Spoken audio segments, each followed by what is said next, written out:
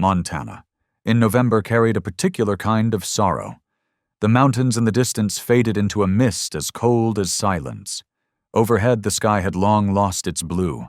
A thick blanket of gray clouds stretched endlessly, as if mourning in its own quiet way, ready to shroud the town beneath its weight.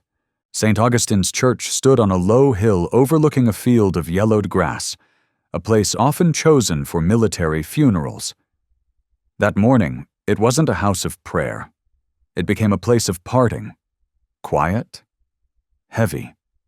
Wind slipped through the cracks of old wooden doors, whispering faintly like someone crying from deep within, but unable to make a sound. Colored glass windows cast dim lights onto the stone floor, painting shifting stains of purple, crimson, and gold that floated like nameless souls at the edge of farewell. At the center of the chapel, a dark mahogany casket rested atop a raised platform. The national flag was draped across it, folded with such chilling perfection that it became the final emblem of honor and sacrifice. In front of the casket, 2 soldiers stood guard, unmoving, hands on their rifles, eyes sharp, but shoulders slightly lowered, as if this were the last rite for one of their own. Logan Hale, Special Ops Captain once deployed to the Afghanistan border, had not returned the way he left. There was no laughter, no embrace, only a casket heavier than 1,000 goodbyes. The death notice had been brutally brief. Major Logan Hale, killed in the line of duty, classified operation, no further information. And then came the plane carrying the casket, cold handshakes, avoidant eyes, a silence louder than grief.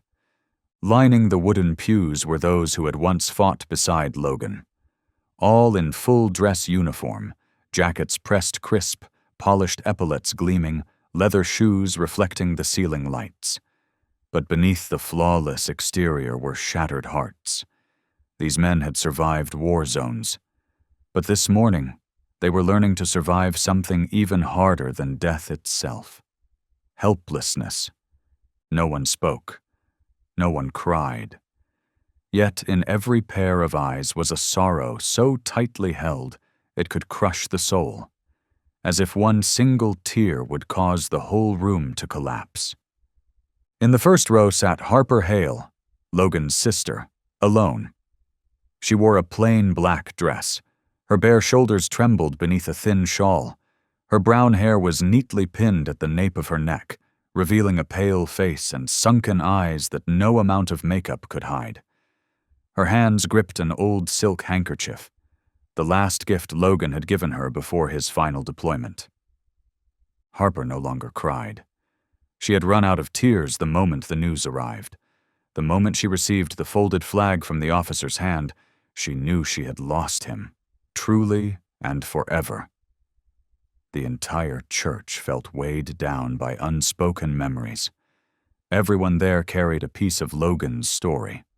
The model commander, the teammate who never backed down, the older brother who once held an umbrella over his sister in the freezing rain even as his fingers went numb. Then it came, a sound from the far end of the church. Click, click. The faint tapping of claws on the old stone floor echoed under the vaulted arches, slicing through the silence like a hairline fracture in glass. The entire room seemed to pause, frozen in a breathless beat. From the back doorway, where light filtered dimly through stained glass, a figure appeared. Asher. The gray-coated canine German shepherd stepped in silently. His body was strong, broad-chested, but each breath was short and shallow, as if this air belonged to a world he no longer recognized. The fur around his neck and shoulders bristled slightly, not from aggression, but as an unconscious echo of instinct. Beneath that fur was a body shaped by duty, hardened but worn. A long scar ran down his left leg, a remnant of last year's ambush, the one where Asher threw himself in front of a bullet meant for Logan. The wound had healed. But what lay beneath, memory, instinct, loyalty, had never stopped aching. Asher's eyes, a dark amber brown, stared ahead, fixed and unmoving. As if nothing else existed, no people, no sound, just one focus that consumed his entire being, the flag-covered casket. He stood still for a few seconds, ears perked, nose drawing in the heavy air, shoulders lowered more than usual. His entire frame, once trained to charge into gunfire, now radiated something else entirely: confusion, pain, and the kind of sorrow that knows no words. A young officer held his leash. The man's hand gripped the leather tightly, unease in his eyes as he felt the weight of the room pressing toward him. Not for him, but for the creature at his side. Asher didn't care. He stepped forward. One pace, then another. The sound of claws striking stone, tap, tap, tap, echoed with heartbreaking clarity. He didn't run. He advanced like a soldier returning from a place beyond life. Slow, deliberate. Each step pulled tighter at Harper's chest.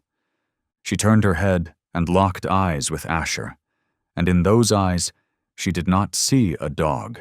She saw a person, a teammate, a brother, a soul that had lost something too vital to name, struggling to find its way back to what could never be again. Halfway down the aisle, Asher stopped. He raised his head, his gaze locked on the flag. His body quivered slightly, his mouth opened as if trying to call out. No sound came. But the whole church heard it, heard the silent scream of one who had lost their entire world and was never told why. The young officer gave the leash a gentle tug. Asher did not turn back. He didn't flinch. A slight tug. Once. Then again. And suddenly, with a sharp pull, the leash slipped from the officer's hand and flew behind him. Chairs shifted. A few soldiers stood abruptly. One of them made a move forward. But the chaplain, the elderly pastor near the altar, raised his hand to stop them. His voice was deep, steady, echoing across the nave. "Let him go." Asher surged forward. No growl, no ferocity, but determination, precision, like a bullet finally released from a chamber no one had dared to fire. He didn't run fast, but something in his stride made hearts tighten. An older soldier murmured under his breath, "He knows exactly where he's going." Harper didn't blink. Her lips trembled. A tear slid down her cheek, not from pain, but from understanding. Logan was still here, in that figure moving straight toward where he now lay. Asher pressed his legs once more, and then, without waiting for a command, without anyone stopping him, he leapt onto the casket. The sound of claws landing gently yet distinctly on the polished mahogany rang out, shifting the flag just slightly, creating a subtle fold. A breath out of rhythm in a room already suffocating with emotion. A few gasped. Some swore they saw the Logan movie. But it was only Asher. He stood still on top of the casket, staring down at the body that had once meant everything to him. The thick, dark fur along his spine bristled. Not out of fear, but because he was feeling. The scent of wood, the fabric, the faint trace of sweat clinging to the collar of the uniform. All still there. But the man was gone. Asher lowered his head. Then slowly, without drama, without hesitation, he curled up. As if it was instinct, as if this was simply what he had always done. Each time Logan fell asleep in a bunker, at a checkpoint, in the middle of the forest or a desolate desert, Asher would find him, lay beside him, and rest his head on his chest, guarding every dream. This time was no different. Only now, Logan no longer breathed. Asher's head came to rest on Logan's left chest, the place where a heart had once beat strong through hundreds of patrol hours, clenched during gunfire, and swelled with pride each time someone called out, "Captain Hale!" A low whimper came from Asher. Not a howl, not a growl, but a husky, broken sound lodged in his throat, like a soul trying to call out to the one who left without saying goodbye. The whimper hung in the silence, like a question no one had ever dared to answer. "Why didn't you come back? Why are you alone? You promised." The entire church froze at that moment. No chairs moved, no sighs were heard. Even the sunlight filtering through the stained glass windows seemed to pause and pull back, leaving room for the most sacred second of the ceremony, the moment when the living realized, with unbearable clarity, that they had truly lost the one they loved. A young officer quietly removed his cap. An elderly mother bowed her head, hands trembling as they clasped together. A new recruit wept silently, shoulders shaking with each breath. The chaplain clutched his Bible so tightly his knuckles turned white. Harper bent forward, hand covering her mouth, fighting back the sob that rose inside. She wasn't crying for the loss anymore. She was crying because she had just witnessed the purest form of love in her life, and it came from a creature that never needed words. And then, as if something inside had shifted, Asher slowly extended a paw. His left front leg, the one bearing the scar from last year's ambush, lifted gently, steady. He placed it on the edge of the casket. A simple movement. Bare, unadorned. But the entire church broke in silence. Because anyone who had ever worn a uniform understood. It was a vow, a ritual, the final signal from a soldier to his commander. "I am here. I never left you." No words were needed. No one dared speak. And then, from the back pew, where the old soldiers sat with spines still straight and memories intact, one of them bowed his head slightly and whispered in a voice raspy and tight, "At ease, soldier." The words weren't entirely for Logan. And maybe not entirely for Asher either. Maybe the words were for both of them, or for everyone who had ever fought, ever lost, ever survived with wounds no one else could see. The moment those words echoed through the chapel, Asher exhaled. A long, deep breath, slow and deliberate, as if letting go of a burden he had carried for far too long. He tucked his paw back in, lowered his head, and closed his eyes. Not to sleep, not to surrender, only because he had received his final order. And the entire church melted into tears, because after that moment, no one could hold anything in anymore. Asher remained there, motionless, as if part of the casket itself. His large body covered the upper half of Logan's, but it did not feel out of place or intrusive. On the contrary, there was something profoundly right about it. So right that no one dared interfere. As if this was the goodbye a soldier truly deserved. Harper sat silently in the front pew. Her hand clenched the black handkerchief, her palm damp with cold sweat. She couldn't take her eyes off Asher. But what unsettled her was not just the unwavering loyalty. It was his eyes. There was something in them she had never seen before. Not just sadness, not simply grief. Something deeper, darker, as if the dog knew something no one else did. And he was trying to say it. Asher opened his eyes. Gently, slowly. His gaze no longer rested on Logan, but seemed to go beyond him.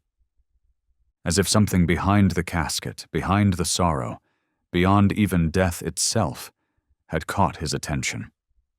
Harper felt a chill run through her body. She followed Asher's gaze, but saw nothing. Just stained glass, a few faint beams of light, and a weather-worn statue of the Virgin Mary. But Asher kept staring, without blinking. His body trembled, his nose twitched, his ears flicked slightly. every part of him frozen in heightened tension. Harper gripped the edge of the pew. She couldn't take her eyes off the creature silently carrying the weight of an entire funeral's grief. She wasn't superstitious. She believed in science, logic, and reason. But now, seated in an old church, in front of her brother's coffin, beside a dog who couldn't speak but seemed to understand more than anyone else, she began to feel that something was wrong. As if Logan's death had not truly found its closure. She felt a small, barely visible crack in the story the military had told. A detail that didn't fit. Something Logan had not yet been able to say. And perhaps the only one still carrying what he couldn't pass on was Asher. And then Asher turned his head and locked eyes with Harper. Only for a second, but it was enough to send a shiver through her. There was something in that look, a signal, a memory, a silent cry for help.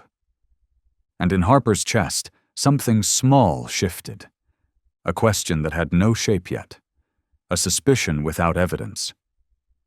But she knew, with chilling clarity. This wasn't over. After the funeral, Montana returned to its usual stillness, but it was no longer the comforting stillness of a quiet mountain town. It was something heavier, a silence that stretched out endlessly, with no place to land. The maple tree behind the church had shed nearly all its leaves.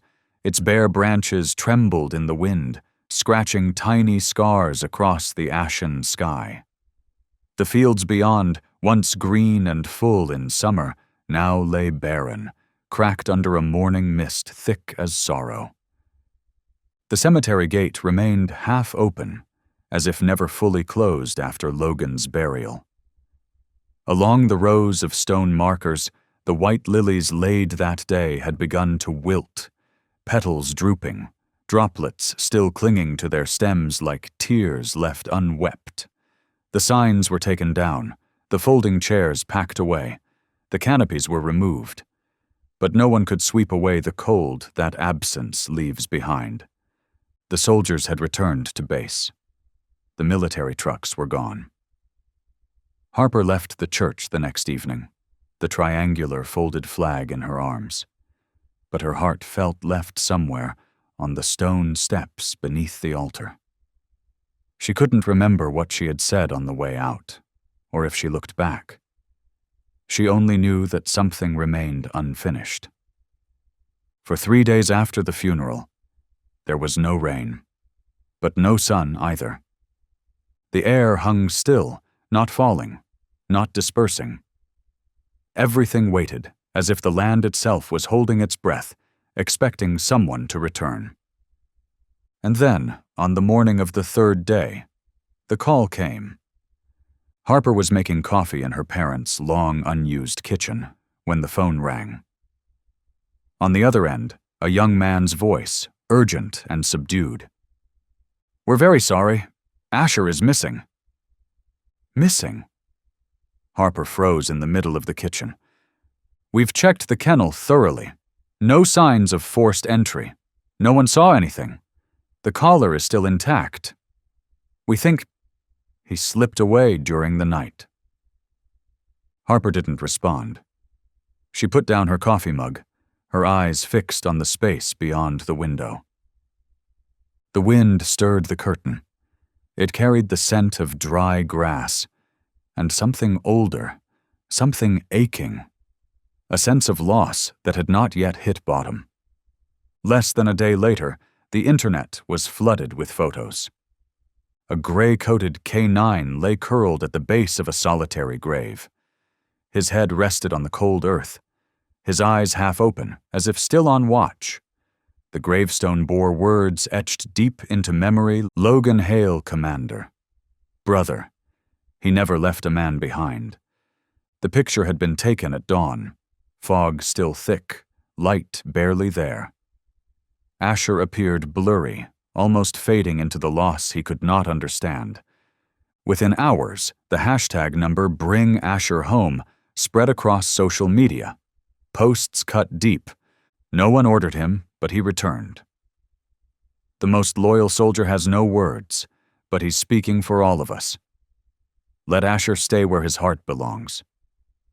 Harper didn't join the conversations, but when she saw the photo, silence was no longer an option. That evening, she drove to the cemetery. Cold wind and dust blurred the windshield.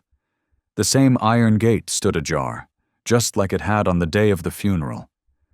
But this time she walked through alone. No formation, no anthem, only silent graves. And Asher still lying there. She didn't need to call his name. No signal was needed. He lifted his head from afar and looked straight at her. Harper approached and knelt beside him. "Asher," she whispered, her voice thick and hoarse. He didn't answer with a sound, just rested his head gently on her knee. A simple touch, unadorned, but enough to start breaking apart the loneliness that had been closing in around her. She didn't know how long they sat like that. Only when she stood and opened the car door, Asher followed. No leash, no hesitation. They left the cemetery together in silence, no send-off, no ceremony. But the way Asher looked through the rear window, as if leaving something behind, left Harper with a tightness in her chest she could not explain. She brought Asher back to Logan's old house, the one where the two siblings had grown up. A wooden cabin nestled quietly behind a line of aging pines, thick with dust from years untouched. When she opened the door, the scent of old wood, damp paper, and time itself rushed out, carrying memories that had never quite faded. Asher stepped in without hesitation, but also without curiosity. He made one slow circle, then stopped in the middle of the living room, the spot where Logan used to sit and read every afternoon, and stood still, as if waiting for someone to emerge from memory. Harper did not interrupt.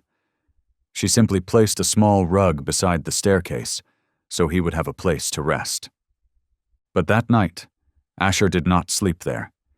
He lay curled by the front door, as if still standing guard, as if Logan had not yet come home. The next day, Harper opened Logan's closet.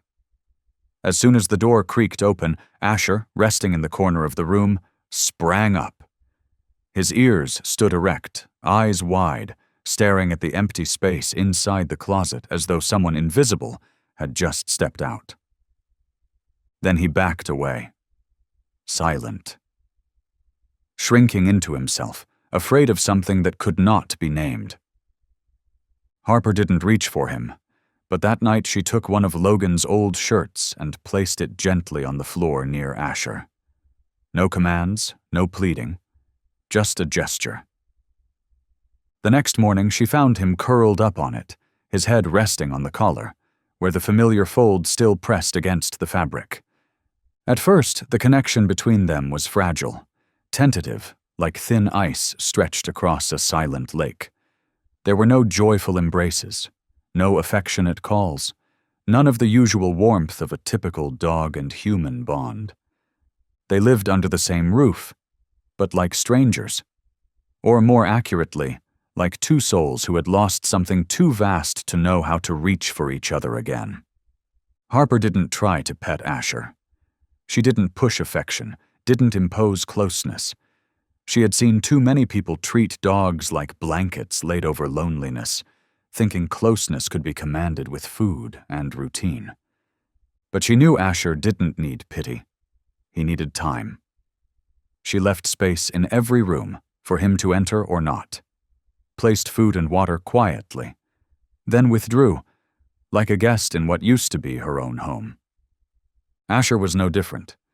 He didn't seek her out like an owner, didn't demand, didn't follow to please or gain attention. He was present, but distant. He followed, but not closely. He watched, but never interfered, as if waiting for something that had no name. By day, he lay behind the sofa, eyes half shut, but ears perked with every step she took. When she cooked, he never entered the kitchen. He sat quietly at the threshold, watching, as if protecting her from unseen dangers only a soldier would sense.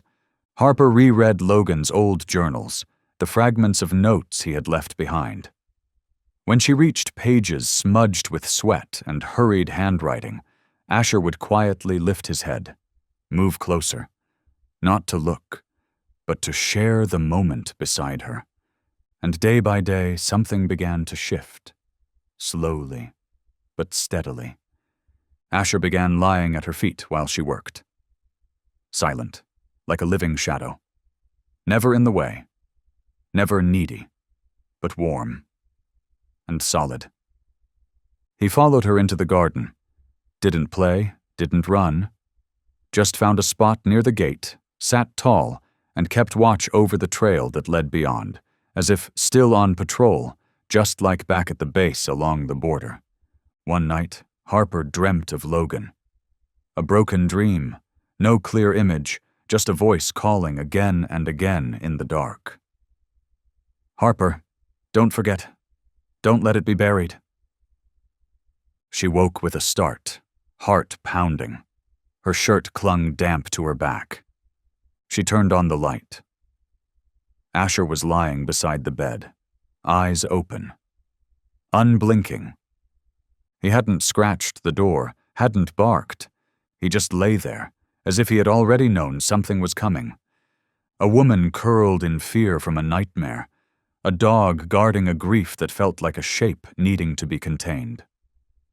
Harper watched him for a long time. Then she lay back down and fell asleep again. For the first time, she didn't dream. She told no one. Didn't share it with friends. Not because she didn't want to, but because how could she explain something she wasn't sure was real? How could she say she believed the dog was trying to tell a story that her brother hadn't finished writing? At first, those signs were quiet, too small to name, but too persistent to ignore. Then they began to appear everywhere. One gray morning, Harper stepped into Logan's room, still untouched since the funeral. Light filtered through the thin curtains, revealing floating dust like a mist suspended mid-air. She knelt beside the low cabinet near the bed, where Logan used to store personal files. When she opened the door and reached for a military folder wrapped in plastic, Asher, who had been lying in the hallway, instantly rose. He didn't run in, didn't bark. He froze, tense like a drawn wire. Harper turned her head. He was staring at the folder in her hand. Those dark brown eyes catching the faint light, held not worry, but warning. Silent, but sharp as a blade. He stepped forward, slowly, then placed himself between her and the cabinet. No growling, no aggression. But his presence was unmistakable, like a door slamming shut. She froze. Her hand was resting on a folder labeled Operation Sand Ridge, Classified. Beneath it, a name faded with time. Logan Hale. "It's okay," Harper whispered. "I just want to know what he really died for." Asher tilted his head, ears still alert, his breathing shallow and quick. Then he lowered his head and placed one paw gently on the folder in her hands. That light touch made Harper shiver. Not from fear, but because something real was holding her back, not instinctively, but as if Logan himself, through Asher, was delivering a final command. "Not yet. Don't rush." That evening, she took out Logan's old radio, the receiver he had carried throughout many deployments. The metal had dulled, but the tuning knobs still worked. As the first frequency clicked into place, a short burst of military code buzzed through the speaker. Asher, who had been lying 2 rooms away, appeared silently in the doorway. No noise, no warning, just there, like a ghost. He stood without entering, without looking at her. His eyes locked on the radio, his body tensed, His chest rose and fell like someone reliving a sound from the past, and it hurt too much to bear. She turned the dial. A second frequency came through. Baker 1, report coordinates. Approach time, 0645. Prepare. Just another order. Routine. But Asher whimpered, not loudly, not clearly, but with a weight, like a snapped string buried in his throat. He stepped back, lowered his head. Then turned away. Walked into the next room and lay down facing the wall. He was hiding, not from her, but from a memory buried too deep.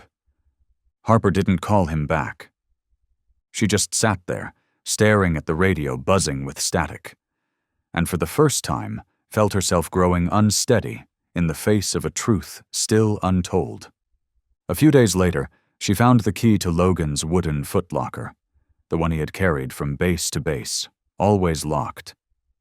It had been stored in the utility room at the end of the hall, covered in dust and silence, like a memory left behind. As she placed the key into the lock, Harper hesitated. As if opening the trunk would not only reveal old equipment, but open a doorway into a part of Logan's mind he had carried through every mission, and never spoken of again. The latch clicked, the hinges creaked. Inside was a space meticulously arranged, a tactical knife, a dark leather-bound notebook worn soft by time, a GPS tracker, and a bundle of documents wrapped in oilcloth. Harper knelt before the trunk, letting her hands pass over each object as though touching her brother's skin. Every item bore his mark. The knife, honed and ready. The notebook, scribbled in his unmistakable slanted print. The GPS, still powered on a dim battery but steady within its case. All of it lay there, still and silent, like a tiny shrine buried beneath a storm to keep something sacred from being swept away. She picked up the oilcloth bundle and felt something inside, not heavy in weight, but in meaning. Later, in the fading light of another day, Harper took Asher out to the back of the property. The ground was rough and cold. Dead pine needles layered the forest floor. Without a word, Asher began to dig. Soil flew in small, steady bursts. Each claw strike was precise, unhesitating, as if he knew exactly what he was looking for, how deep it was, and how long it had been buried. Harper knelt beside him. She didn't speak, didn't stop him, didn't give any command. She just placed her hand on the earth and joined him, pulling back time one layer at a time. Her breathing slowed. The cold air filled her lungs, but her heart beat faster with each scratch of Asher's paws. After several minutes, his claws struck something solid. They both stopped. Harper reached forward, brushed away the loose soil, and felt the edge of cold metal. She dug deeper with her hands until the shape emerged. A small tin box, dull silver, edges rusted but the clasp on the lid still intact. She lifted it, lighter than she had imagined. But it was not empty. It felt as though she was holding the final piece of Logan's soul. Even the roots clinging to the base of the box seemed to resist, as if the earth itself wanted to keep this secret buried.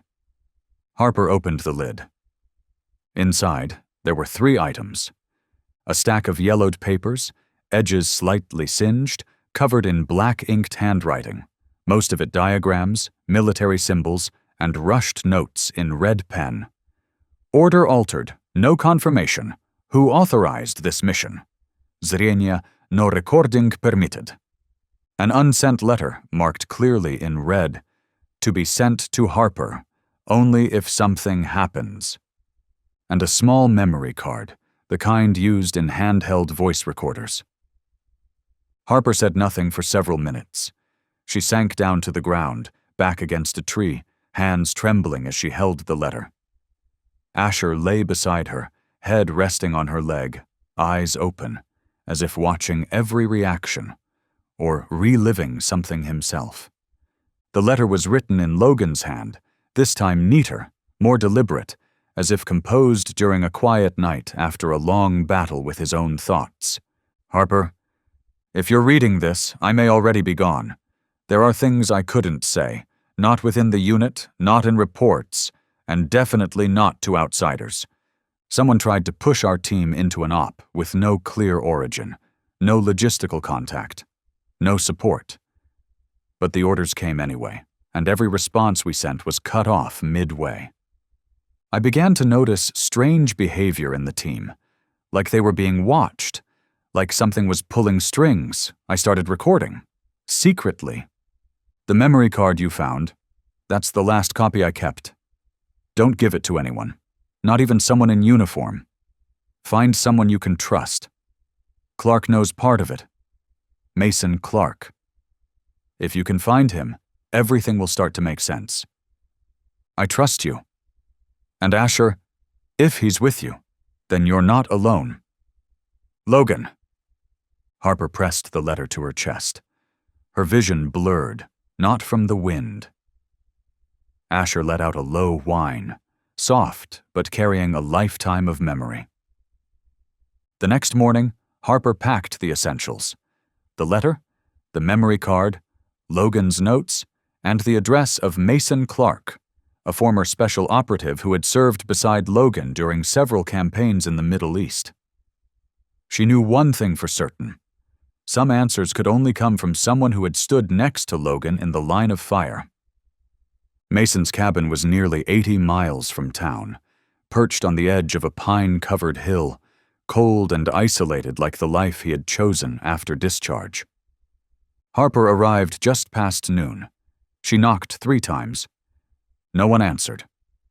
But Asher, silent the entire drive, suddenly rose, ears perked, nose twitching. Then, without waiting, he walked to the front door, lay down facing the woods, and waited. A few minutes later, the wooden door creaked open. A man in his early 40s stood there, salt and pepper hair, broad shoulders slightly slumped, eyes carrying the weight of deserts and silence.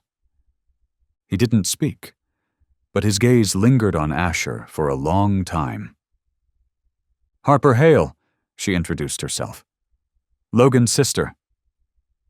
Mason didn't reply, just gave a faint nod, a muscle memory from military life, then stepped aside to let her in. The cabin was quiet, but full of echoes from the past. Maps pinned across the walls, notebooks, a shortwave radio, and faded black and white photographs. In one framed picture, Harper spotted Logan, standing beside Mason, both in camo gear, eyes fixed on a shared horizon. Mason poured coffee and set it on the wooden table. Harper didn't drink. She pulled the letter from her coat pocket and placed it gently on the table. He left this for me, with your name in it. Mason read it in silence. His eyes did not blink when he reached the line. Clark knows part of it. His lips tightened. His hand trembled slightly against the paper. You shouldn't have come here, he said quietly. Some things are better buried with the dead. And what about the things killed by silence? Harper replied, her gaze steady. I'm not here for vengeance. I just want to know why my brother had to die. And if you know, don't let me walk this path alone. Mason didn't respond right away, but in that silence, Asher stepped forward. He sat beside Mason. No growling, no hesitation. Just calmly settled next to the old soldier, as if saying, I remember you. Mason looked down. Something in his expression softened. He crouched and placed a hand gently on Asher's head. Asher didn't flinch. He was there with Logan, wasn't he? Mason asked. Harper nodded. Through the whole deployment. He was the last to see my brother alive. Mason closed his eyes in a deep breath, then rose and disappeared into the back room. When he returned, he carried an old bundle wrapped in twine and laid it on the table. Inside were maps, notes, and a faded stack of photos, mission coordinates, rerouted signals, unauthorized orders not traced through regular command. "I don't have proof," Mason said, "but Logan did. If he trusted you, then I trust you too. But we don't have much time. What he uncovered wasn't small, and if they've kept it quiet this long, then none of us are safe." Harper looked at Mason, then at Asher. The dog sat between them, head tilted slightly, ears lifted, like a soldier awaiting his next command. And for the first time, Harper saw it clearly. The team was assembled. The next day, they began. Mason laid out every map, note, and document he had kept hidden. Harper unfolded the folder, Logan's dispatch orders, and the campaign journal he had left behind. At first, the materials seemed unrelated, but placed side by side, the contradictions became undeniable. Certain deployment points in the official orders did not match the actual positions Logan's unit had reached. Entire regions were left blank in the reports, even though satellite data showed covert military activity had taken place there. Some of the maps had been manually altered in pencil, with red markings over risk zones that never appeared in the operational plans. Harper furrowed her brow, scanning each timestamp in Logan's journal. In the final days, he stopped writing about the mission itself, but he recorded the weather and the behavior of some in his unit, as if he was observing them. Mason nodded, his eyes darkening. "I used to receive orders from him, but I never spoke to him directly. Logan did, and after that day he changed. He became quieter, more guarded." Asher stood by the window, silently watching. Each time they mentioned that name, he let out a faint whimper. Harper started to notice Asher wasn't reacting to the sound, but to the emotion, as if he could feel the energy of memory, as if each time that name was spoken, a part of Logan's memory inside him stirred, not in words, but in something primal. That afternoon, while Mason was reviewing the maps, Asher quietly slipped away to the back of the house. At first, Harper paid no attention, but when she noticed him repeatedly scratching at the wooden floor beside the old storage shed, the place Logan once used to keep combat gear, she called Mason to take a look. They opened the heavy wooden door. A wave of musty air poured out, laced with the scent of rust and dried sweat. Inside was a small room, packed with old wooden crates, armor, leads, and moldy backpacks, scattered traces of memory, as if time itself had avoided stepping in. Asher led them directly to a corner. There, under a dusty tarp, was a locked metal case. Harper knelt. The lock was rusted but easy to break. She opened it using Logan's old combat knife, and the motion felt like forcing open the past. Inside was an old, bulky radio recorder. A magnetic tape still sat in the slot, unplayed. There were signs it had been removed and reinserted, as if Logan knew someday someone would need to hear it. "This was the equipment Logan used on some of his final missions," Mason said, his voice lowering. "I thought it had been confiscated. Turns out, he hid it." They brought the device inside. Harper sat at the table, fingers trembling as she pressed play. After a hiss of static, a muffled voice came through. Logan's voice, unclear, but unmistakable. "No confirmation received from command. Our team is outside the permitted zone. Resupply orders cut. This is no longer a search mission. This is abandonment. If anyone finds this recording, don't let it be erased." Harper broke down in tears. Mason clenched his fists. He turned to Asher, and it was the dog who reacted most clearly. Asher stood abruptly, let out a short whine, then stepped back, sat down, and lowered his head. As if hearing the voice of the one who was gone, and understanding, Logan had not only left behind evidence, he had left behind part of himself, living inside Asher. Harper sank down onto the wooden floor beside him. She wrapped her arms around him. for the first time, fully. Asher didn't move away. He closed his eyes and exhaled, a deep, heavy breath, as if carrying the weight of truth itself. In that moment, Harper understood. Asher was not just a witness, not just a companion. He was a guardian, the last piece of Logan, the soul leading her to what her brother had left behind. The mission was no longer an investigation. It was the completion of a promise never spoken aloud, but still alive in the eyes of a dog that guarded grief like a sentry. After the recording played, everything changed. Harper could feel it. Something had shifted. Not in the documents, but out there, in a world she couldn't see or control. The air thickened with tension, clinging to her skin and breath. Silence no longer felt peaceful. It became a hum, a low, waiting growl hidden in every gust of wind. She began to feel watched. Every step she took in the cabin seemed to echo beyond the walls, listened to, recorded by someone out there. It began the moment the tape played. The strange phone call started soon after. At first it was just blocked numbers. Nothing on the other end. Silence. Then a man's voice, low and unfamiliar, whispered in the night, "You're digging too deep," and hung up before she could respond. Once, then again, and again, until it became a ritual of intimidation. On the third night, a black SUV appeared, parked quietly outside Mason's cabin. No headlights, no engine sound, just a mass of steel in the darkness, watching. By the time they went out to check, it had vanished, not a single tire mark left behind. Mason immediately locked the cabin into secure mode. The windows were reinforced with carbon mesh. Phones were stripped of SIM cards. All communications switched to encrypted military frequencies.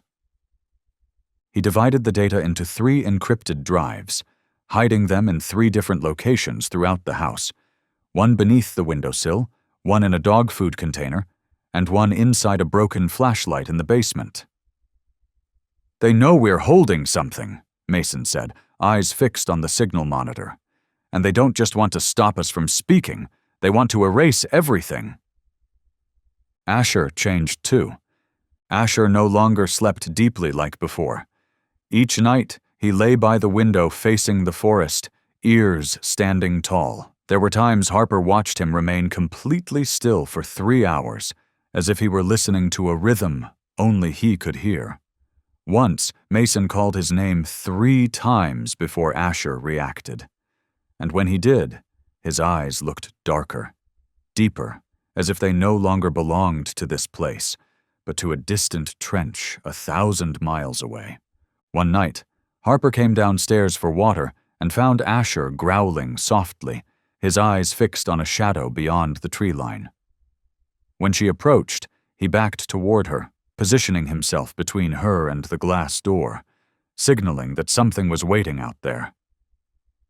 Harper placed a hand gently on Asher's head, and she understood. He was no longer the same dog who had once lain still atop Logan's casket. Now, Asher had returned to the role of a soldier, and this time, the battlefield was her home. Then it happened. That night, Montana fell into a silence unlike any other. Not the usual stillness of the forest, not the wind threading through pine branches, not the soft hum of insects composing their midnight lullaby. Number.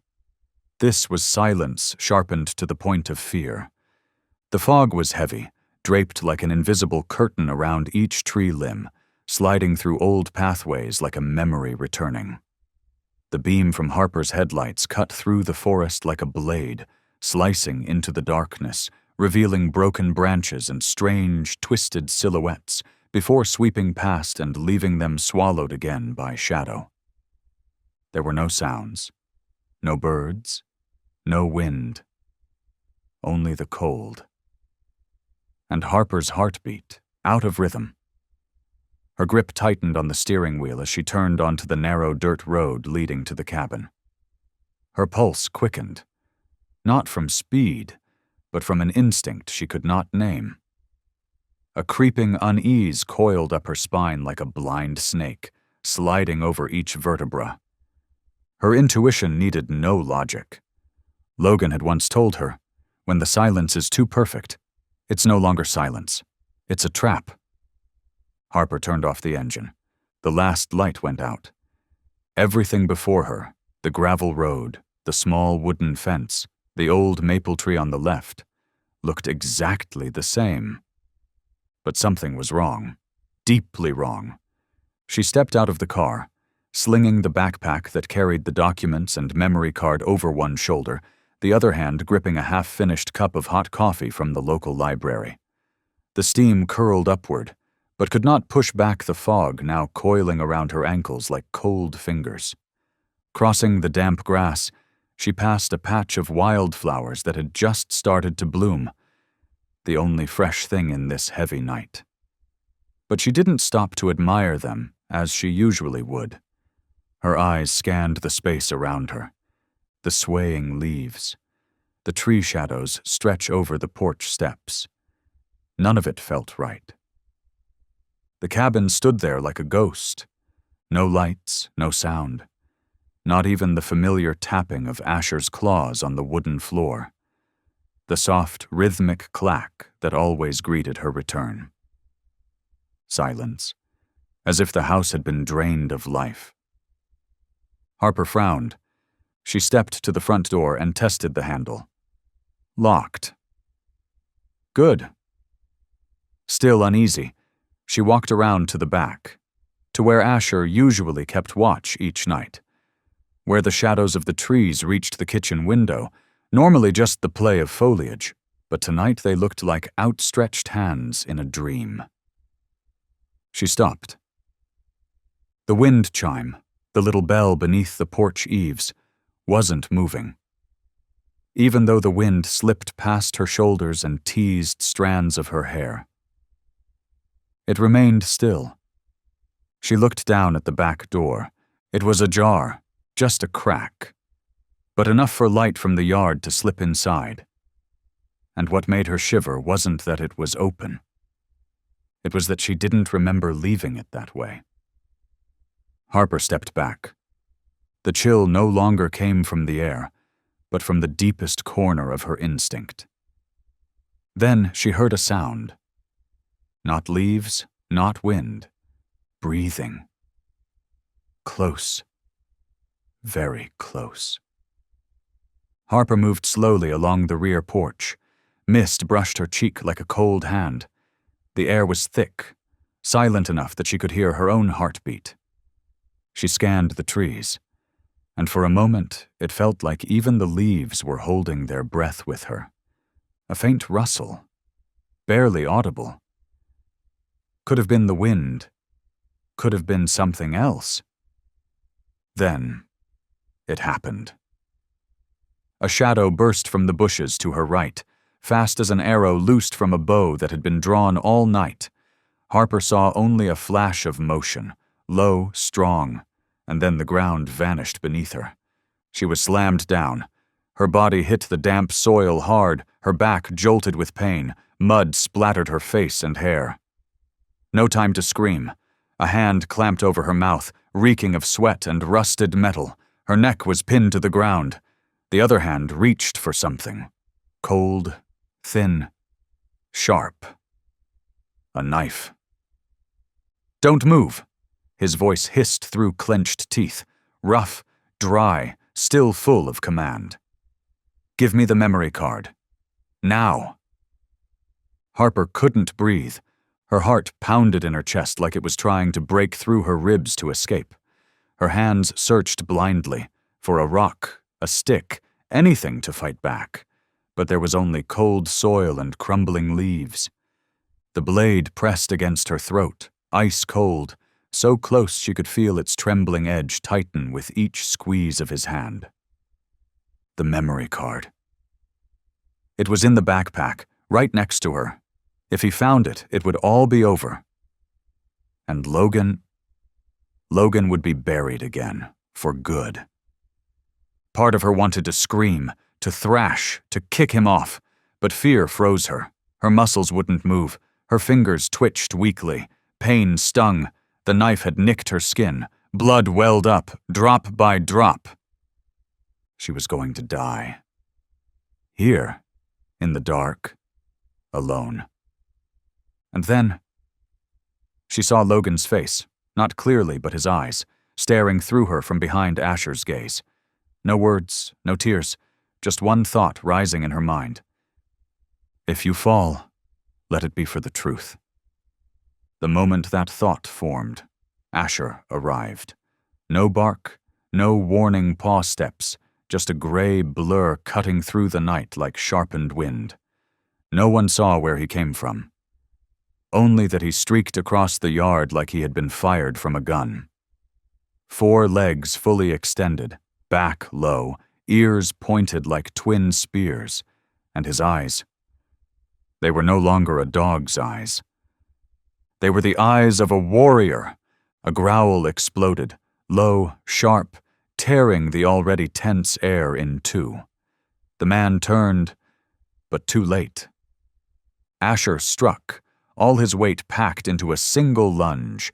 He sprang at shoulder height, jaws wide, and sank his teeth into the wrist holding the knife.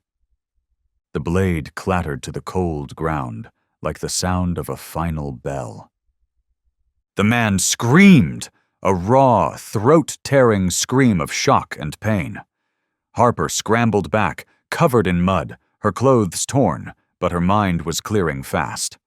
Before her unfolded a primal fight for survival, with no room for words. Asher did not let go. The man thrashed, punched, swung wildly. One fist landed on Asher's side. A whimper escaped him, but he held firm. A second hit, gripping Asher by the scruff, trying to tear him off. Still, no release. The man dragged him across the yard, but Asher's jaws remained locked around his arm, claws scraping earth, anchoring himself like a root in a storm. Blood now poured from the bite. Fast. Warm. The man shrieked, drew a second knife from his hip, but before he could lift it, Asher twisted, shifted his weight, and bit deep into the man's shoulder. A crisp snap rang out, bone-breaking, another scream. The man's hand went limp. The blade dropped. His whole body sagged. Asher leapt back, eyes never leaving the target. Blood soaked his muzzle. His back was torn, bleeding, but he stood tall, steady. 1 second. 2. Then the man turned and ran, not daring to look back. Harper shot upright, her voice hoarse. "Asher!" She didn't need to call twice. He was already chasing. A gray missile loosed into the dark. She stood there, chest heaving, wrists trembling, sweat and blood mixing down her arms. She listened, for wind, for leaves, for her own breath, and then nothing. 1 minute, 2. Silence. Then Asher emerged from the mist. He wasn't dragging the attacker. He didn't need to.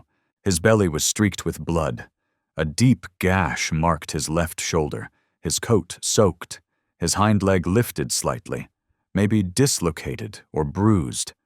But his stride was steady, his eyes still sharp as blades. Asher approached, stopped in front of Harper. He didn't look back toward the woods. He looked at her. "You're alive. It's not over." No words, no whimper. Asher simply stood, like a statue carved from loyalty, pain, and an unbroken faith. And in that moment, Harper understood. This night wasn't an event. It was the beginning. And Asher, he was the last member Logan had left behind, burning bright in the dark. It had started with a growl, low and distant, somewhere deep in the night, not loud enough to alert the intruder, but enough to snap Harper awake in a storm of mud and blood pooling at her throat. That growl wasn't a normal dog's voice. It sounded like metal dragging against stone. A warning, a summons, a whisper from the edge of the world, heard only by those who guard the gates. Then, from behind the house, a gray figure burst forward. No warning, fast, low, precise. Asher. He didn't run. He launched forward like a living spear. No sound. No warning. He didn't need to see the target. He was the weapon. It all happened in a second. But for Harper, it felt like the world had flipped inside out. The gray blur tore across the grass, cutting through the dark, slicing through the beam of light from the back of the house, a silver streak ripping the air apart. The sound of teeth hitting flesh was like a heartbeat snapping in half. A dry thud, and the clatter of metal on stone rang out like a hammer sealing a coffin. The knife fell. The attacker screamed. Harper looked up, just in time to see Asher's eyes blaze like twin lanterns in a storm. No hesitation. No retreat. He had sunk his teeth into the wrist holding the blade, and he didn't let go. The man thrashed violently. His free hand punched Asher's head. Once. Twice. But Asher didn't whimper, didn't back down. His body dragged across the ground, shoulder slamming into a wooden post. Blood trickled from the corner of his eye. Still, his jaw locked tight. Asher's claws tore through the soil as if he were gripping the very edge between life and death. The man's blood sprayed across Asher's muzzle, neck, and back, but the dog didn't withdraw. Every clench of his teeth sank deeper, crushing the threat that dared touch Harper. In the dim light, Harper saw Asher's ears droop slightly, but his eyes never wavered. He wasn't looking at the attacker. He was looking at her. "I'm here. I've arrived. You're not finished yet." And as Harper finally pulled herself from the mud, her bloodied hands digging through dirt and debris, she felt herself emerge from a nightmare. Her senses returned. Her heart beat to life again. Asher had reignited her instinct to survive. The attacker kept fighting. He kicked toward Asher's ribs. One landed. Asher faltered, then let out a growl, low, drawn, thunderous. Not a whimper. A declaration.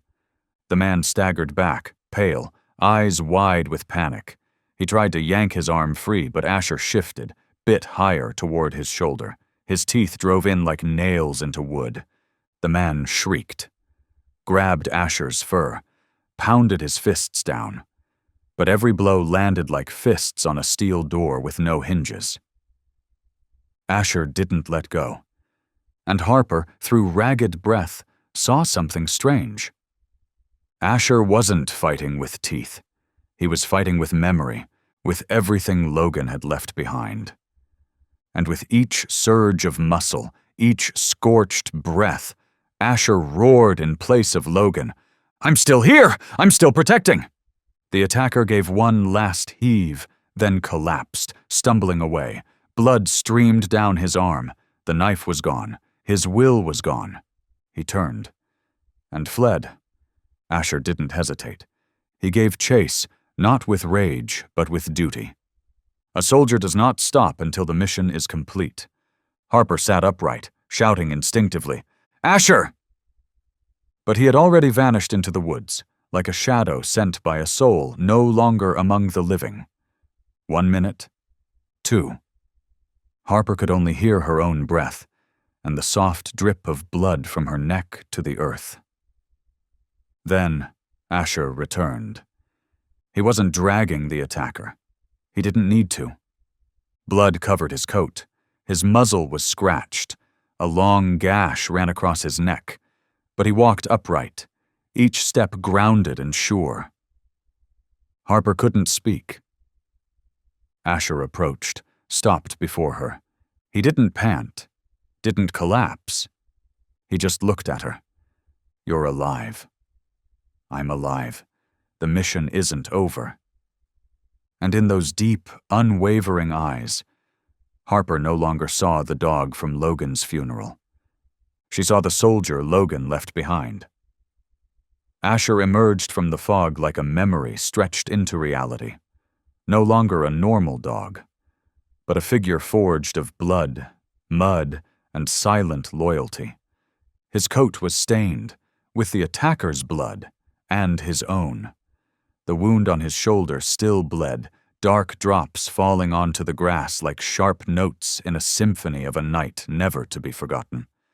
Asher walked slowly, his right hind leg lifted unevenly. Harper noticed it might be dislocated or at least bruised, but his gaze was steady, his posture unbroken, and those eyes, cold, clear, alive. It was as if Asher had stepped out of a battlefield in Syria, not from the woods behind the house.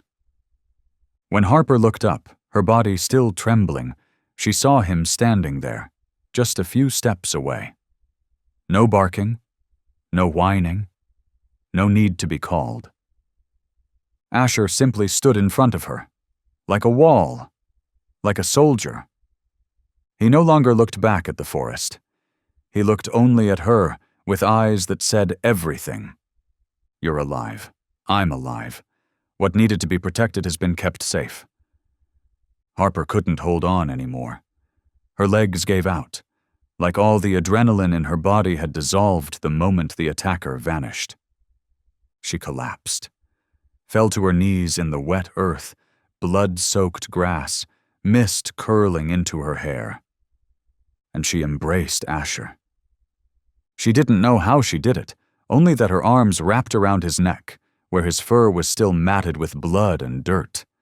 The smell of iron rose, warm and sharp, tightening her throat. Harper buried her face in that blood-soaked coat, and she wept. Not a soft cry, not beautiful tears like in the movies, but the sobbing of someone who had just brushed against the edge between loss and survival. The cry of a soul pulled back from the brink. She had thought she wouldn't make it. She had thought she would die without ever finishing the truth for Logan. But Asher, the final warrior, had returned. She didn't know how long she cried, only that her tears soaked Asher's back, mixing with blood, and each strand of fur at his neck trembled, as if that small heart was shaking in rhythm with her sobs. Then came the sound. Footsteps. Fast. Urgent. Leaves cracking beneath boots. Harper jolted. Asher let out a low growl, not of threat, but of caution. A figure emerged from behind the maple tree. Mason, gun in hand, eyes scanning the yard, sweat beading across his forehead despite the cold. He ran toward them, breath short, boots covered in mud. The chest-mounted flashlight still blinked in slow pulses.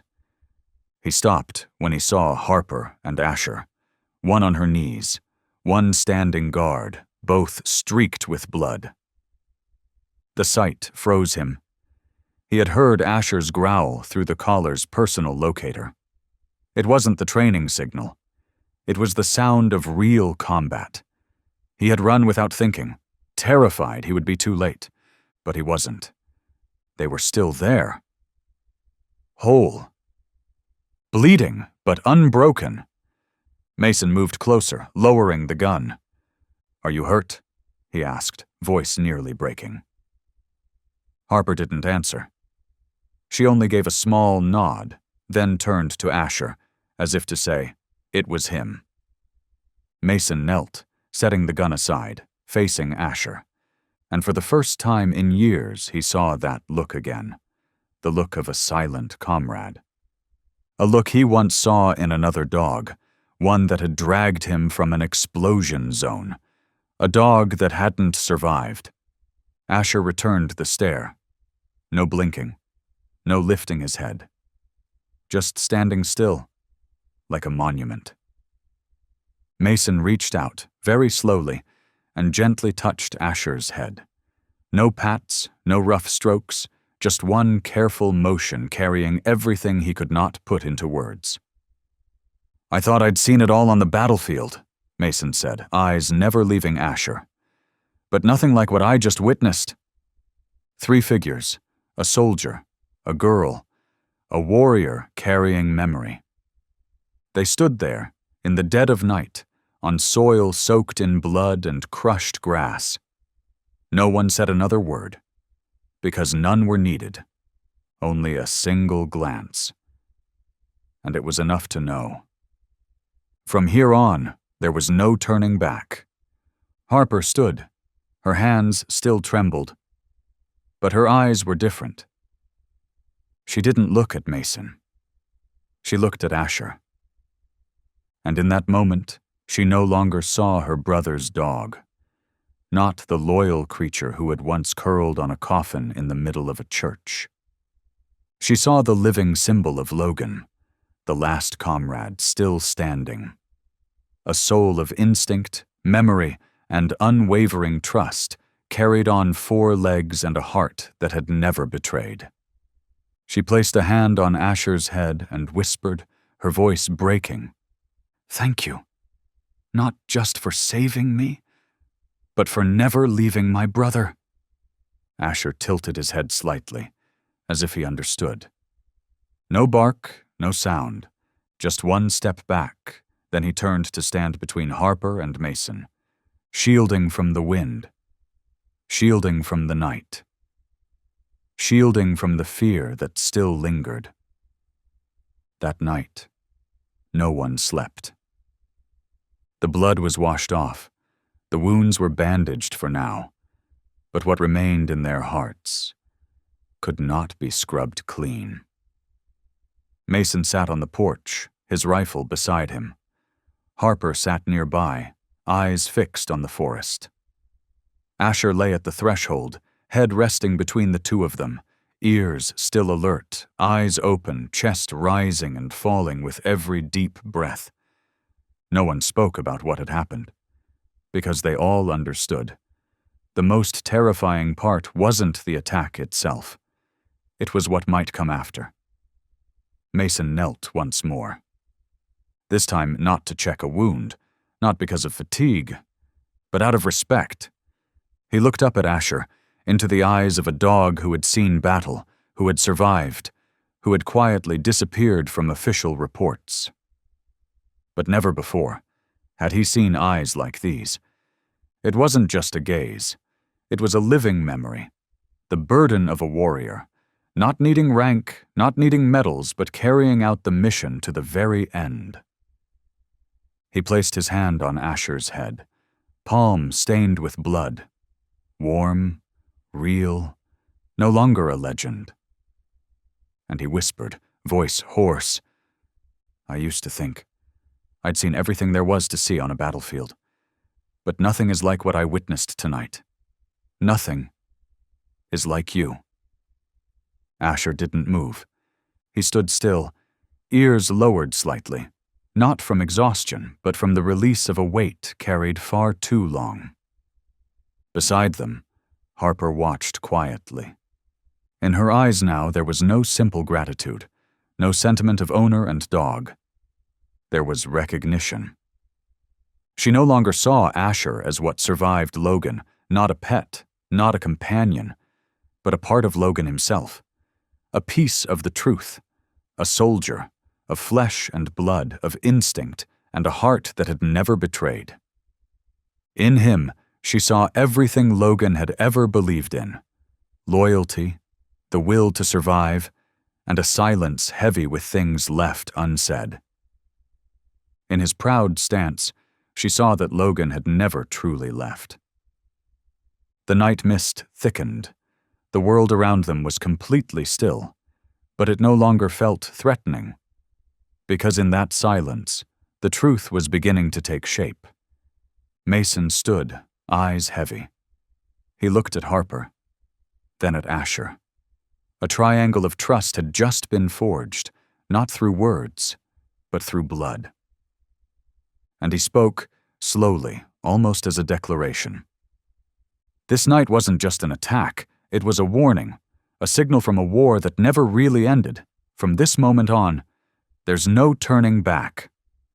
Asher raised his head, ears lifted, eyes steady, ready. 2 days after the attack, the small wooden cabin in the mountains of Montana was no longer just a place of refuge.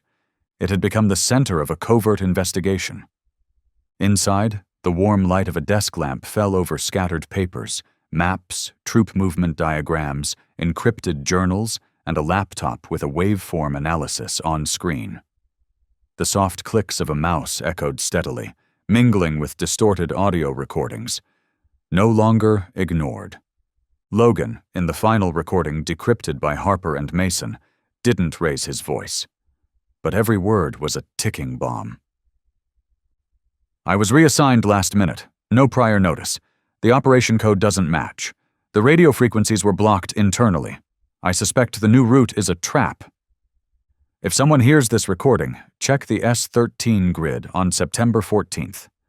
I don't know if anyone still believes me, but don't let my unit die in vain. If I don't come back, don't let silence be the only thing that remains. Logan's voice was raspy. Between the static were strange signal noises, not standard to military communications. Mason squinted, adjusting the noise filters. "Listen to this part," he said. He played the clip. "Team redirected under command 07 Delta. Operation time 03:15. No contact, no response signal." Harper turned to Mason. "Is 7 Delta listed in the command registry?" she asked. Mason said nothing. His face began to change. "Number, my team has never received an order from that source, and this—" He turned the laptop screen to face her, showing a decoded internal military map. "This is the actual deployment chart, following standard protocols. And this—" He clicked. A new overlay appeared. Same timing, different route. S13 corridor, exposed path, no forest cover. That's where Logan's unit was ambushed. Harper clenched her fists. The fire in her eyes wasn't anger. It was the heat of confirmation. "Did anyone sign off on the route change?" Mason shook his head. "No one will admit to it, but the data shows a command-level breach inside the tactical operations system. Someone sold the route to the enemy." A long silence followed. Only the wind whistled through the window frame. Asher was lying at Harper's feet. His ears twitched slightly with each segment of the audio.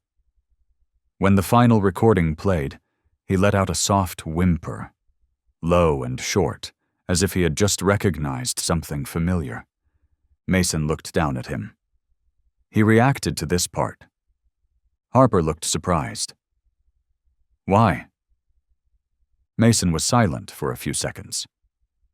Maybe because he was there. Logan might have let Asher hear this order before they deployed, and Asher's memory, his audio memory, still holds it. The next day, they brought Asher to the Tactical Audio Lab at a veteran research center partnered with the military. There, special equipment was attached to his ears and neural response points to detect frequency-triggered reactions. When the 07 Delta recording was played again, Asher reacted immediately. Heart rate increased. Slight contraction in the eye muscles. Twitching eyelids. Ears up. Jaw clenched.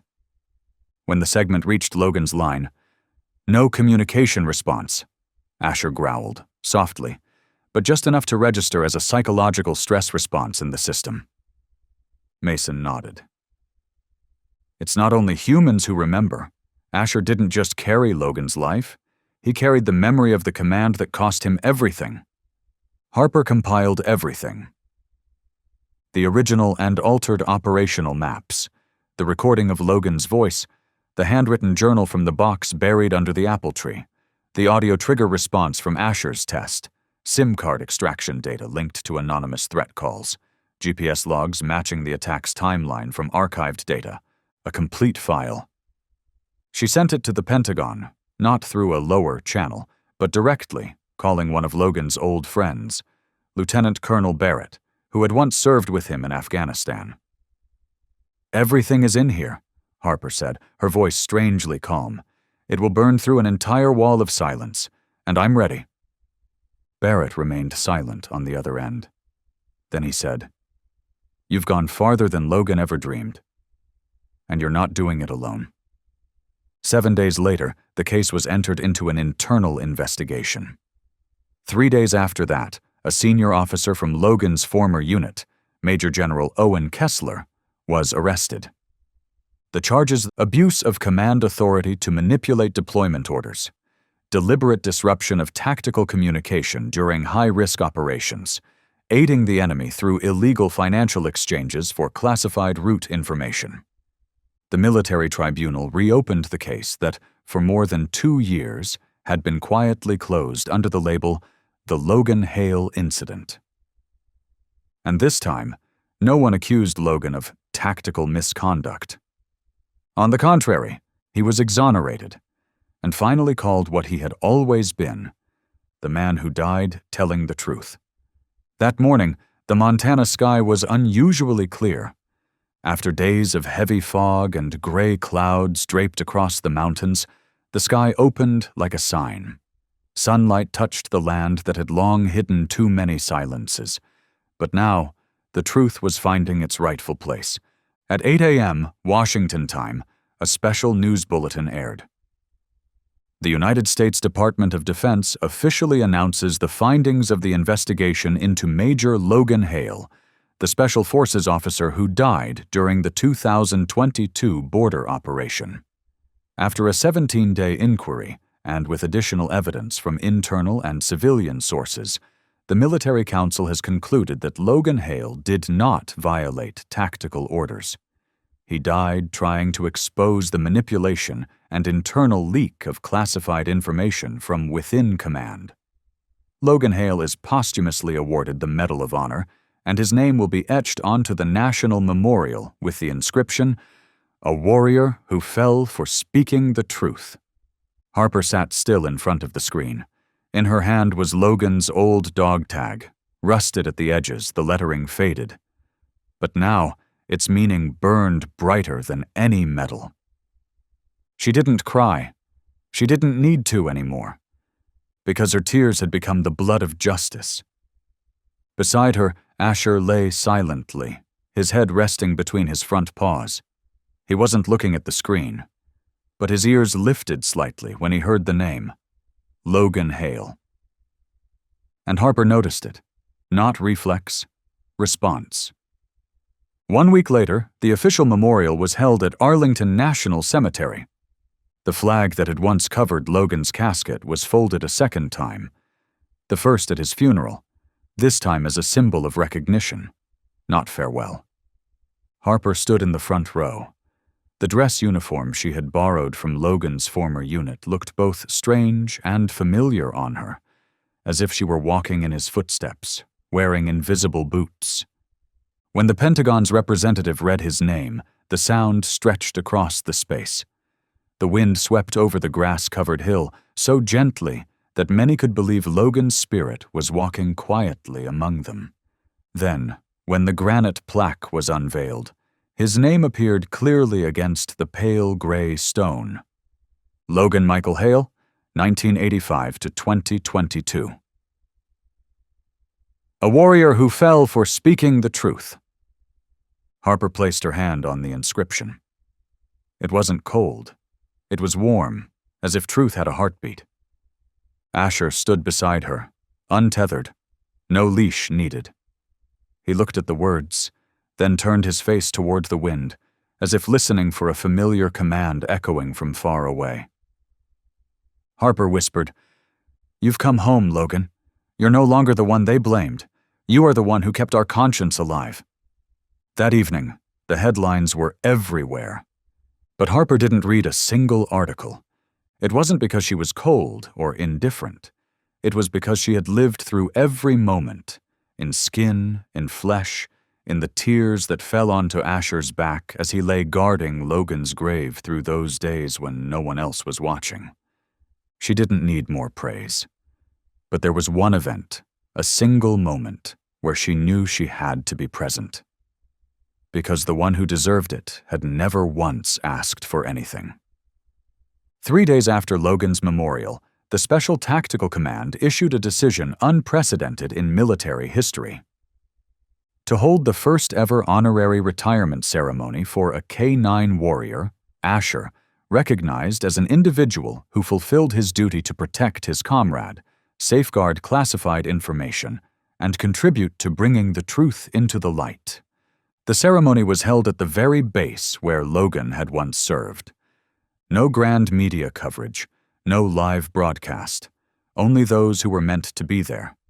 Mason, the comrade who survived; Harper, the sister who carried the family home; and Asher, the soldier who never left the front line. When Asher stepped onto the stage in the old training yard, the entire area fell completely silent. He wore his combat vest again, the one that had sat untouched in the gear room for over a year, now freshly cleaned and fitted. A small badge was pinned to his chest. Honorary K9 Warrior. Mason led Asher in from the left, Harper from the right. Two people, two worlds, walking in the same steady rhythm. And Asher, in the middle, was like the axis that held an entire era's memory in place. At the metal platform, a retired colonel, the man who had once trained Logan, stepped forward with the discharge certificate. He knelt to meet Asher eye to eye, saying nothing, just pinned the medal to the vest. Then whispered, "Thank you for completing the mission, to the very last moment." Asher didn't blink. He simply stood, posture perfect, like a soldier hearing his final command. When the photo was taken, it felt like the world held its breath. Mason stood tall. Harper rested her hand on Asher's shoulder, and Asher looked directly into the lens, not with eyes that said, "I have fought," but with the message, "I never gave up." That photo would later become the cover image for a military education campaign on PTSD and the silent sacrifices of service dogs. Asher's name was etched beside Logan's on the National K9 Memorial, along with the inscription, "Honorary K9 Warrior, keeper of a battlefield memory never officially recorded." And in the hearts of thousands, Asher became more than just a dog. He was the last to carry the memory of a warrior who had never returned home in the way he deserved. A fragment of Logan's soul left in a world far too accustomed to forgetting. A witness who could not lie. Harper didn't choose a cathedral or a public plaza for Asher's private farewell. She chose the apple tree behind the house, where Logan used to climb for fruit each summer, where the two of them had played code games and buried their imaginary treasures, and where she and Asher had once unearthed that tin box of truth. The tree still stood there that year, older, its trunk cracked, bark rough, roots rising above the soil, but steady, as if it had never left their childhood. Harper placed a small bronze statue at its base, simple, less than 5 feet tall. No military uniform, no weapons, just a smiling Logan, his hand resting gently on the head of a sitting dog beside him. And no name engraved in stone. Only one small line. Mission complete. Truth secured. That morning, Harper wore a white shirt and faded jeans. No insignia, no formalities, just herself, as she once was, simply Harper, Logan's sister, not the witness of an investigation. Mason stood quietly at a distance. He didn't step forward. He understood this was a moment shared between two souls, bonded through someone who was no longer there. And Asher, he walked forward on his own. No one called him. No one led him. He moved slowly, steadily, each step measured, as if a marching drum beat inside him. His fur had more silver now, after all the storms, but his eyes, they were still the eyes of a soldier who had never left the fight. Around his neck, loosely tied to an old sand-colored strap, was Logan's dog tag. The tag Harper once thought was lost. The one no one knew Asher had kept. Hidden all along, beneath his fur, behind his neck, close to his heart. Harper gasped when she saw it. She couldn't speak. Her hand rose to her lips, as if every word of gratitude had broken before it could be spoken. Asher stepped closer to the statue. No bark, No sound. He stopped, then bowed his head, slowly, deeply, like a ritual only a warrior would understand, and gently he let go of the tag. It dropped. Clink, landing neatly at the feet of Logan's statue. No one picked it up. No one touched it. Because they all understood. It was not just a token. It was a passing of the torch from a soldier to a legend. Asher stood tall, turned away, walked back across the grass. He didn't look back. Not out of indifference, but because the ceremony was complete. The mission had come full circle. Harper watched him go. She didn't cry, but her heart cracked open like a spring finally breaking through stone. She whispered, as if only the wind could hear. "We haven't lost you. You're just somewhere else now, standing guard in your own way." There was no reply. Only the final leaf of the season fell from the apple tree, spiraling gently down beside the old dog tag. A quiet, sacred farewell. Harper stood there a little longer. She didn't cry.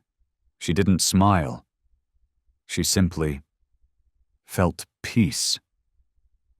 The kind of peace that comes when a flame inside no longer roars, but burns steady, just enough to illuminate, to remember, and to keep walking forward. Asher remained a few paces away. He turned to look at her. No voice needed, no command required. Just his gaze. Deep, calm, and grounded like the earth itself. Harper nodded. Then the two of them, woman and dog, turned and walked away from the ceremony. They passed through patches of afternoon sunlight scattered on the grass, through shadows cast by trees, stretched like memories fading behind them. Neither looked back. There was no need, because everything worth holding on to had been left beneath the apple tree, and everything worth carrying was walking beside her. Every journey must end, but some journeys, even when they finish, leave behind a trail of light that never fades.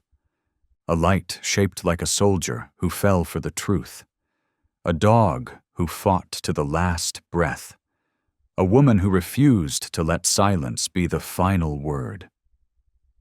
And as their silhouettes grew smaller in the golden hour, only the wind whispered through the apple branches, softly, clearly, like a final promise echoing from far away. "I'm still here, just guarding things in my own way." Asher never spoke, but he told the story of an entire war, of a great loss, and a truth long buried, simply by standing beside pain, by holding his ground, and by never asking to be honored. The story of Logan, Harper, and Asher was not just a song of loyalty and courage. It was a quiet reminder that even the voiceless carry on their backs memories, wounds, and duties we humans often forget. We survive war, survive loss, not only because of those who speak, but because of those who silently stand in the crossfire to protect what we love. And when we look into the eyes of a dog who once stood at the front lines, we don't just see an animal. We see a soul who once guarded the last bit of humanity in this world.